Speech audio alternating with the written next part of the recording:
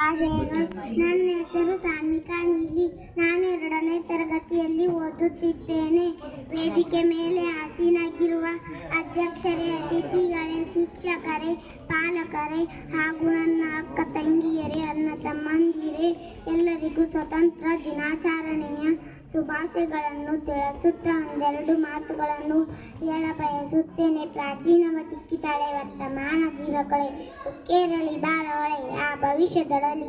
ಮೈಕೊಡವಿದೆ 3 ಜನ ಕೈ ಹಿಡೀರಿ, 4 ಜನ ಎದ್ದೇಳಲಿ ಎಲ್ಲ ಗುಣ ಈ ಸಮೃದ್ಧ ಬಾಳ್ಗೆಂಬ ಚನ್ನ ವೀರ ಕನವಿಯವರ ಕವನದ ಆಶಯದಂತೆ ಭಾರತ ದೇಶವು ಇಂಗ್ಲಿಷರು, ಪೋರ್ಚುಗೀಸರು, ಫ್ರೆಂಚರು, ಡಚ್ಚರು ಚತುರೋಪಾಯಗಳು ಕಪಿ ಮುಷ್ಟಿಗೆ ನೇರವಾಗಿ, ವಕ್ರವಾಗಿ, ಪ್ರತ್ಯಕ್ಷವಾಗಿ, ಪರೋಕ್ಷವಾಗಿ, ಸತ್ಯವಾಗಿ, ಅಸತ್ಯವಾಗಿ, ಧಾರ್ಮಿಕವಾಗಿ, ಅಧಾರ್ಮಿಕವಾಗಿ, ಹೀಗೆ ನಾನಾ ತಂತ್ರ ಕುತಂತ್ರದಿಂದಲೂ ನಿರಂತರ ರಾಜಕೀಯ ವಿದ್ಯೆ ಮತ್ತು ಸಮರ ನೀತಿಯ ಪ್ರಭಾವದಿಂದಲೂ ಪ್ರಯಾಸದಿಂದಲೂ ನಮ್ಮ ಭಾರತ ದೇಶವನ್ನು 100 ಕಾಲ ಆದರೂ ಸಹ ದೇಶದ ನಾಯಕರಾದ ಗಾಂಧೀಜಿ, ಸರ್ದಾರ್ ವಲ್ಲಭಾಯ್ ಪಟೇಲ್, ಭಗತ್ ಸಿಂಗ್, ಸುಭಾಷ್ ಚಂದ್ರ ಬೋಸ್, ಲಾಲಾ ಲಜಪತ್ ರಾಯ್, ಬಾಲ ಗಂಗಾಧರ ತಿಲಕ, ಬಿಪಿನ ಚಂದ್ರ ಪಾಲ ಇವರೆಲ್ಲ ತ್ಯಾಗ ಬಲಿದಾನಗಳ ಫಲದಿಂದಾಗಿ 1947 ಆಗಸ್ಟ್ 15ರಂದು ನಮಗೆ ಸ್ವಾತಂತ್ರ್ಯ ದೊರೆಯಿತು. ನಮ್ಮ ಹೆಮ್ಮೆಯ ದೇಶಕ್ಕೆ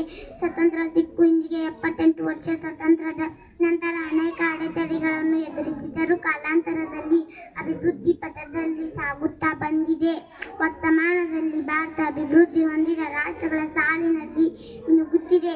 ಕೃಷಿ, ಕೈಗಾರಿಕೆ, ತಂತ್ರಜ್ಞಾನ, ಚಂದ್ರಯಾನ, ಕಲೆ, ಸಾಹಿತ್ಯ ಹೀಗೆ ಅನೇಕ ಕ್ಷೇತ್ರಗಳಲ್ಲಿ ಅಭಿವೃದ್ಧಿ ಹೊಂದುತ್ತಾ ಅಗ್ರಸ್ಥಾನದಲ್ಲಿ ರಾರಾಜಿಸುತ್ತದೆ ಎಂದು ಹೇಳಲು ನನಗೆ ಹೆಮ್ಮೆ ಅನಿಸುತ್ತದೆ.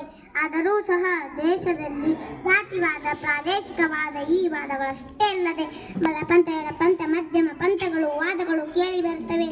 ಈ ಎಲ್ಲ ಪಂಥಗಿಂತ ಮನುಜ ಪಂಥ ದೊಡ್ಡದು. ಮನುಜಪಥ ವಿಶ್ವಪಥ. ನಾವೆಲ್ಲರೂ ಸತ್ಯ, ಧರ್ಮ ಮತ್ತು ಅಹಿಂಸೆಯ ಮಾರ್ಗದಲ್ಲಿ ಸಾಗೋಣ ಎಂದು ಹೇಳುತ್ತಾ ನನ್ನ ಈ ಮಾತುಗಳನ್ನು ಭಾರತಾಂಬೆಯ ಪಾದಕ್ಕೆ ಅರ್ಪಿಸುವೆ. ಜೈ ಹಿಂದ್, ಜೈ ಭಾರತ್.